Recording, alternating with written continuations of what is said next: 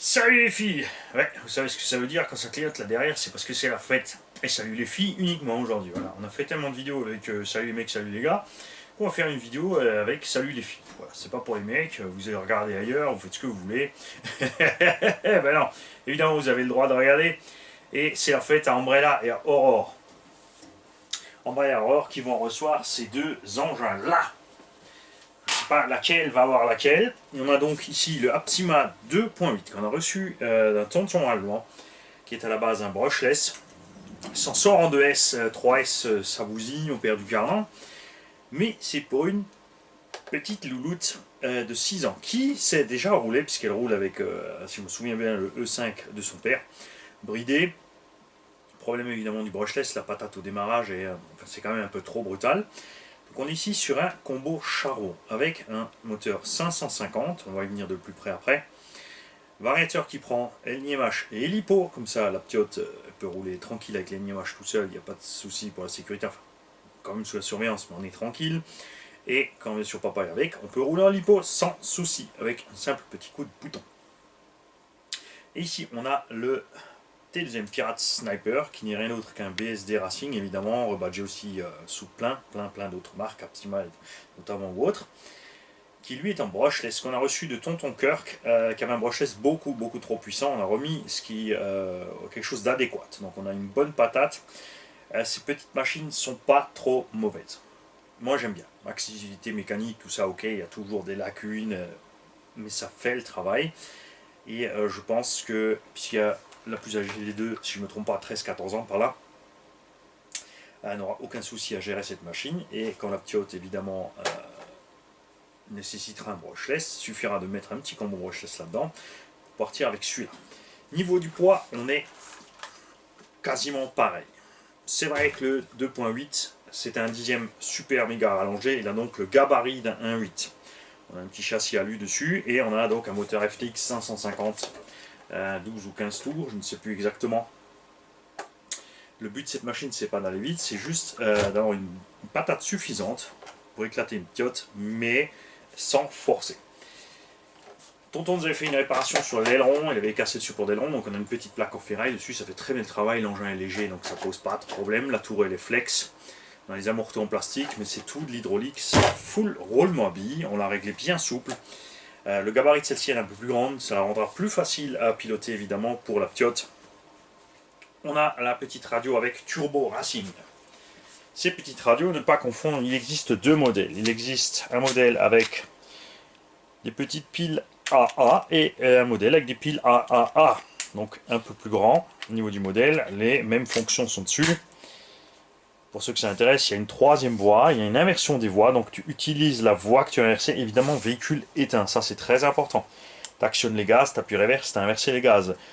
Tu tournes la direction, tu appuies reverse, tu as inversé la direction, tu appuies channel 3 reverse, tu as inversé le channel 3. Ensuite, on a ici trim. La fonction principale de ce bouton, c'est le trim. Donc ici, de la direction trim steering. Et là, trim throttle. Throttle, c'est tu accélères en alsacien, ça veut dire c'est les gaz. Hein. Et ça tourne, c'est pour la direction. Ja, hop là. Mais ce n'est pas tout. Si tu braques et que tu appuies sur un de ces deux boutons-là de la direction, donc ça tourne puisque tu es en train de tourner, tu diminues l'angle de braquage des deux côtés. Peu importe si tu tournes à gauche, à droite, tu diminues ton dual rate, c'est-à-dire l'angle de braquage. Si le véhicule zigzag trop dans la ligne droite, si la petite a trop de mal à aller tout droit, tu diminues ici l'angle de braquage. Et là, tu peux faire la même chose pour les gaz. Véhicule éteint, évidemment. Tu appuies sur les gaz et tu diminues, tu appuies sur frein et tu diminues. Parce que si tu fais véhicule allumé, quand tu vas allumer sur la gâchette, évidemment, ça va foutre le camp. Toujours penser qu'à un certain niveau, si tu brides trop, le variateur ne saura plus tout à fait où il habite et il va se paumer. À l'intérieur de ce Aptima qui est neuf. Ce machin est neuf, il a juste servi, il y a 2-3 pièces ont été piquées dessus par tonton avant qu'il nous l'envoie. Donc il s'aperçoit qu'il n'en a plus besoin. Donc on a le moteur, c'est vraiment plus, c'est un 15 tours ou un 12 tours, en tout cas tu verras ça fait le boulot. Un 550 parce que l'engin fait quand même son petit poids. Donc c'est dommage de mettre un moteur trop court. On a le cerveau d'origine 9 kg métal qui fait très bien le travail avec ce poids plume. Et un variateur Traxxas XL5. ces variateurs, moi je les aime bien parce que, regarde, si tu veux l'allumer mais qu'il n'a pas de signal radio, déjà il se passe que dalle, rien du tout. La radio s'allume là, tu on. Pour t'assurer que la radio a pris, au moment tu allumes toujours d'abord la radio, ensuite le vario. Là on est tranquille parce que comme dit, le variateur reste totalement inerte tant qu'il n'a pas de signal radio. Tu checkes toujours d'abord la direction si ça fonctionne. Et pour les gaz, si tu checkes les gaz, tu vas doucement. Donc, évidemment la petite connaît, mais c'est pour tous les autres. Gaz, frein, tu relâches le frein, tu repars en arrière. La plupart des varios en marche arrière n'ont pas de frein, c'est-à-dire tu reclaques la marche avant. Donc en arrière, tu fais doucement et tu la laisses s'arrêter d'elle-même un peu, au minimum, avant de repartir en marche avant. Certains variateurs ont une fonction frein à marche arrière, mais pas tous. Et c'est essentiellement les Traxxas brushless, les Velinon, VXL6, VXL, etc., VXL8. L'engin a partout des biellettes réglables. Comme dit, les suspensions ont un chemin assez intéressant. C'est rien de surdimensionné. C'est une architecture classique. On a un slipper ici, avec une couronne plastique. C'est pour ça que c'est un peu silencieux, avec un pignon en bronze. Tu auras 2 couronnes plastiques de plus, s'il y a quoi que ce soit qui passe dedans. Il existe une option métal. Ne pas oublier, si tu mets l'option métal, de mettre le pignon métal qui va avec. Ce pignon bronze sur la couronne métal va se bouffer. Niveau des réglages, on est resté avec de la graisse dans les diffs. Il n'y a pas de diff central, il n'y a que diff avant-arrière. On a mis très très souple, comme ça c'est facile à conduire, parce que c'est le but. On veut que cette piote elle s'éclate avec sa machine. On a même fait un peu de tuning au niveau des clips de carrosserie, on en a mis des jolis bleus violets métallisés. On a même mis la petite radio bleue qui va avec la voiture bleue. C'est clair. Pour l'éteindre, il suffit de débrancher ou d'appuyer une petite seconde sur le bouton. Autre chose, puisqu'on parlait du vario, on va revenir sur une autre partie du vario. Donc radio allumée. Si, pour démarrer, là où beaucoup se font piéger avec ces petits XL5 ou même les Velinon, c'est qu'il faut juste appuyer une petite seconde. Dès que la LED verte s'allume, en fait, tu relâches. Pour éteindre, c'est pareil. Dès que la LED s'éteint, tu relâches. Parce que si tu restes dessus, la LED passe au rouge. Là, tu es en mode prog du neutre. Il a clignoté 2 fois parce qu'il veut plein gaz. Donc là, tu lui mets plein gaz. Tu attends, il te valide. Et là, il veut plein frein. Tu restes sur les freins, il passe au vert. C'est prêt, il est armé. Ça, c'est pour régler le neutre. Ne pas confondre avec le mode de programmation des fonctions du vario que tu as ici, c'est-à-dire le mode normal. Donc tu as pleine puissance avant-arrière, le mode sport qui est sans marche arrière pour les circuits et le mode débutant qui est bridé à 50%. Pour ça, tu restes sur le bouton, tu attends que la LED clignote. Tu attends ici, tu vois, regarde maintenant. Là, elle clignote une fois si je lâche, je suis en mode normal. 2 fois, je suis en mode sport. 3 fois en mode 50% si je lâche. Et ensuite, ça revient à 1. Hop, là tu lâches, tu es en mode sport.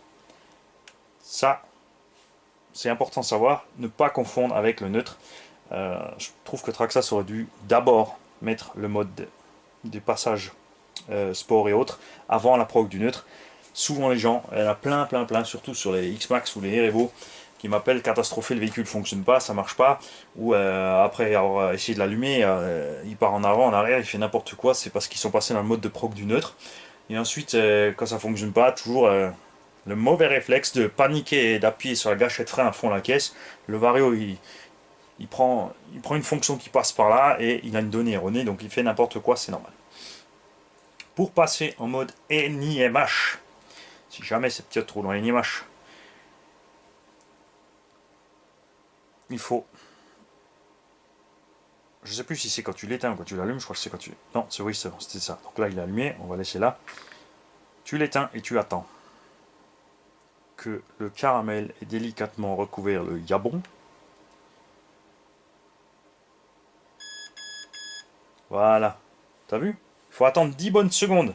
Il faut l'éteindre pour rentrer dans cette fonction. Là, il est passé en mode NIMH. Si tu mets une lipo quand tu es dans ce mode-là, ça ne fonctionnera pas. Inversement non plus. Donc rouge NIMH, vert lipo. Et il faut éteindre pour le faire. Donc tu restes dessus et tu attends à nouveau 10 secondes, tranquille, jusqu'à ce qu'il bip. Faut pas être pressé. Hein. Voilà, tu vois, là il est repassé au vert. Tu check si ça fonctionne. Nickel. On va sortir tout à l'heure avec ces petites machines juste pour faire un essai bref sur la route. Pour montrer comment que ça fonctionne. On va éteindre là, on va éteindre là, pour éviter tout accident. Pense-y, si tu as ta radio en main, que tu travailles sur le véhicule, il est très vite arrivé. Vous allez voir sur le pump track avec Jump Jump. Je remets la carrosserie de son max, j'ai ma radio en main, la carrosserie se prend dans la gâchette de mon armatalion, et mon armatalion il bourrine dans le vide. Et après, c'est voilà, face au bourrin, il n'est pas allé bien loin, j'ai mis la main dessus, le temps de réaliser que c'est moi qui accélérais. Qu'est-ce qui se passe? Je ne sais pas. Et voilà. Mais dans tout autre cas, ça peut évidemment poser problème si tu as les mains dedans, si c'est quelqu'un de fragile ou de sensible ou de petit gabarit. Le Pirate Sniper. Pareil, il sort aussi de l'usine BSD et compagnie. Pour monter la carreau, tu as juste un clip à enlever. Le clip c'est bien protégé entre les ailes, ça c'est bien. C'est rare de le perdre. Tu as un petit poste de pilotage dedans, j'aime bien. Il a un gabarit sympa, il est tu vois, moins large qu'un Buggy 8, il est quand même un peu plus long qu'un 10 standard. Ça lui donne une bonne petite bouille bien compacte. Châssis full plastique. Récepteur est monté là-devant, le variateur là-dessous, la batterie là-dedans, donc tu enlèves un clip, tu peux sortir ta batterie. Comme c'est une baignoire, c'est sur l'accessibilité, il faut tout de suite, si tu veux travailler dessus, en fait, enlever 4-5 vis là pour enlever la baignoire pour accéder à tout. On a évidemment déjà un peu de marquage sur les noirs et autres parce qu'il a roulé en brushless avec un moteur un peu trop puissant, mais c'est rien qui va l'empêcher de fonctionner encore et de rendre ces deux petits hôtes super heureuses, c'est certain. Là, le variateur, c'est donc un brushless. Pour le programmer, il faut une carte de programmation Hobby qui est celle-ci, avec les LED rouges. C'est là quand tu la branches. Donc sur ce genre de vario, qui est d'une série Quick Run, tu branches à la place du ventilo. Tu débranches le ventilo, tu branches ça. Si tu branches à l'envers, il ne se passe rien du tout. Donc tu tournes ton câble. Ensuite, tu as les fonctions qui s'affichent là. Si c'est pleinement un variateur Hobby, tu suis toutes les fonctions qui sont sur la carte. Il y a plusieurs tableaux selon le vario, donc tu prends le bon. Si tu as un RTR avec que 5 fonctions, tu utilises la notice. D'ailleurs, les deux notices de ces engins seront livrées avec, ça, il n'y a pas de souci. Une des deux on a d'origine, l'autre on l'a tout simplement imprimé, comme ça papa il est tranquille, il a tout ce qu'il faut.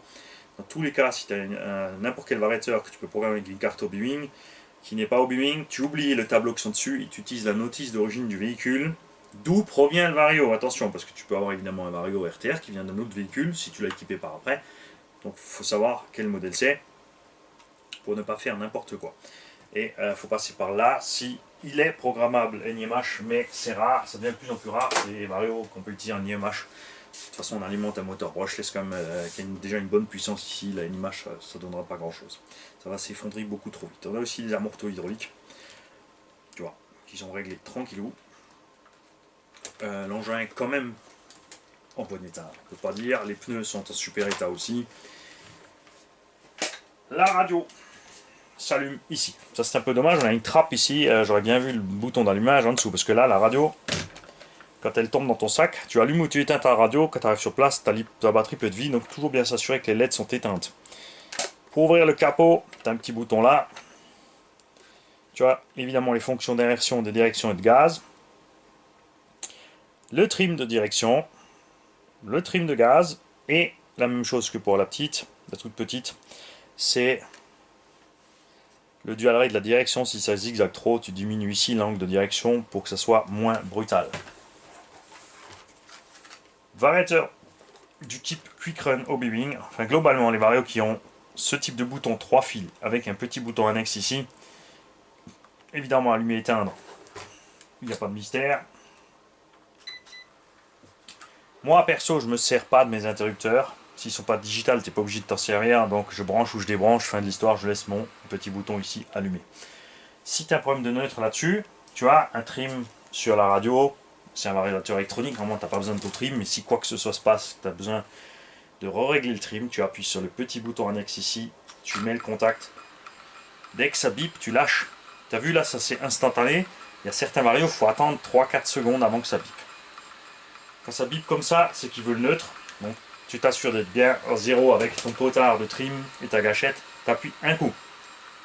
Il fait un bip. Là vous l'avez pas bien entendu, ça dépend des moteurs, hein, comment sont situés les aimants. C'est eux qui font le bip. Ensuite, il veut plein gaz. Donc tu mets plein gaz et tu appuies un petit coup.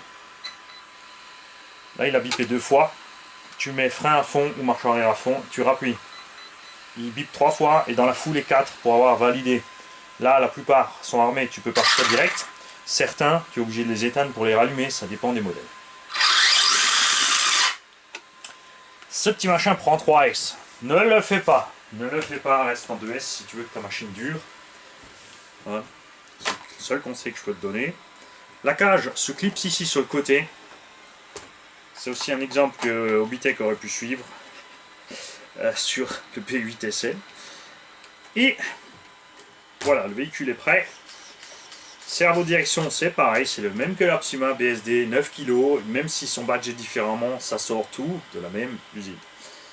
Ça, c'est un petit engin, comme dit, en 2S, qui s'en sort super bien, tout comme le B8 SL, hein, je dirais. Point de vue construction, c'est des engins viables pour des débutants, tant que tu restes en 2S et que tu ne te prends pas pour Manny ou Kevin Talbot, ou tout autre roi autoproclamé du bâche. Salut KRC 2.0. On t'adore, t'en fais pas. Et voilà. Donc, je vais mettre ma caméra sur le caillou, sur ma tête d'œuf. Hein, dites-le comme vous voulez. Les filles, vous avez le droit de vous exprimer. J'espère avoir de vos nouvelles, les filles d'ailleurs. N'hésitez pas à nous contacter par les commentaires ou par mail ou n'importe. Et j'espère que papa aussi me fera le plaisir de vous filmer en train de rouler. Et vous n'êtes pas obligé d'être sur la vidéo si vous n'avez pas envie. Voilà, c'est votre choix, c'est libre. Mais j'aimerais au moins bien voir les véhicules évoluer. Évidemment, on a tous envie quand même de vous voir avec les voitures, avec le sourire, la grosse banane, de piloter ces engins et de pouvoir rouler donc avec papa. Parce que là, ça va donner à 3. Maman, perso, soit tu as une caméra et tu filmes tout le monde pour t'amuser avec eux, mais je pense que maman aussi, tu devrais avoir un véhicule. J'ai encore 2-3 trucs peut-être possibles. Si jamais maman veut rouler avec. C'est toujours sympa quand il y a toute la famille qui roule. Donc je vous dis tout de suite sur la vidéo de roulage. Si j'ai le temps, je vais coller l'essai, parce que je vais faire un essai, on va faire 1 minute ou 2 par véhicule, hein, pas plus. Je vais vous le coller à la suite de cette vidéo. Si je n'ai pas le temps, je le collerai dans une deuxième vidéo qui va suivre direct après, dans le quart d'heure de parution de celle-ci. Et quand elle sortira, ça j'en sais rien. En tout cas, j'espère que ça vous plaît les filles, que vous serez heureuses avec, et voilà. Et ça c'est le genre de trucs vraiment qui me font super plaisir, tu vois. C'est des engins qu'on a reçus de la part de 2 tontons différents, qui ont été préparés, nettoyés par un autre tonton, qui ont été finis d'être équipés par encore un autre tonton, et ensuite qui sont revenus là. Et ça, c'est super, méga, top. Salut à tous. Salut les filles. Salut les filles, c'est Mani. On va commencer par l'Apsima 2.8 pour le petit essai. Et ensuite on va passer sur le sniper ici. Avec le charbon, vraiment, tu peux partir tout doucement. Tu vois, la suspension à la règle est souple.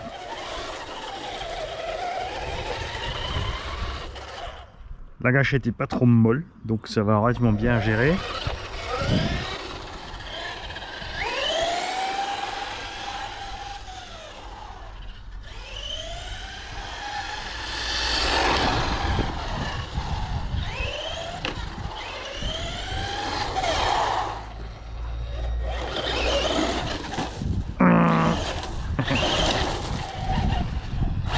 Et tu vois, dès que ça glisse, ça devient vraiment bien rigolo. Ça passe. Ça passe.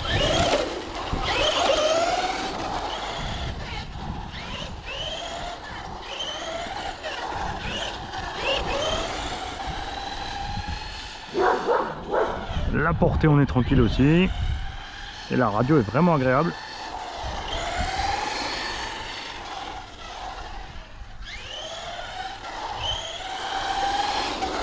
Et le comportement aussi. Ce qui est bien aussi, c'est que c'est des Exat 17 standards. Donc on pourra mettre n'importe quelle roue dessus. Et là en fait la voiture n'est pas à fond parce que j'ai mis une batterie dedans qui n'est pas chargée. Et non, on a perdu carrément la roue. Il n'y a pas percé qui a oublié de serrer.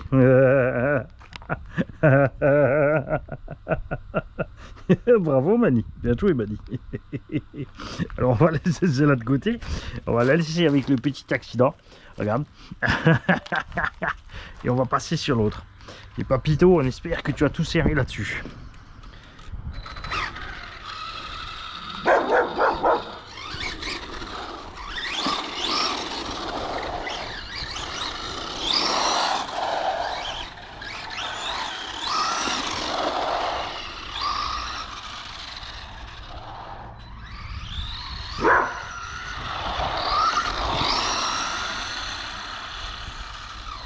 Et là donc on a vraiment une vitesse raisonnable en 2S. Il faudra gaffe donc que tu vois quand tu accélères fort, quand tu tournes, la voiture glisse vite.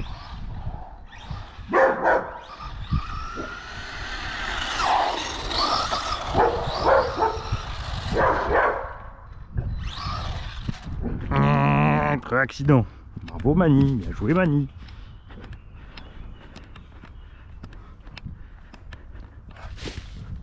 Salut vous deux.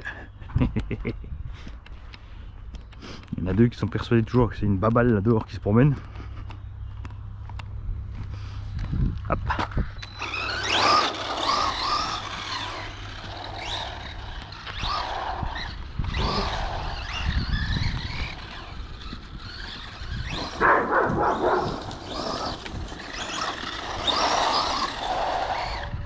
Bon, on va arrêter de vous user les pneus. Là, vous avez vu, ça fonctionne. Ne vous en faites pas, donc les roues seront serrées et avec la batterie pleine, évidemment, le Optima 2.8, tu verras, va aller quand même beaucoup plus vite que ce que tu as vu là sur l'essai. Et sinon, c'est pas un problème, on pourra mettre un pignon un peu plus gros ou passer sur du brushless tout cool aussi, c'est pas un problème. Comme je l'ai dit sur l'autre vidéo, les filles, j'espère avoir de vos nouvelles et de vous voir rouler, vous éclater avec vos machines. Salut!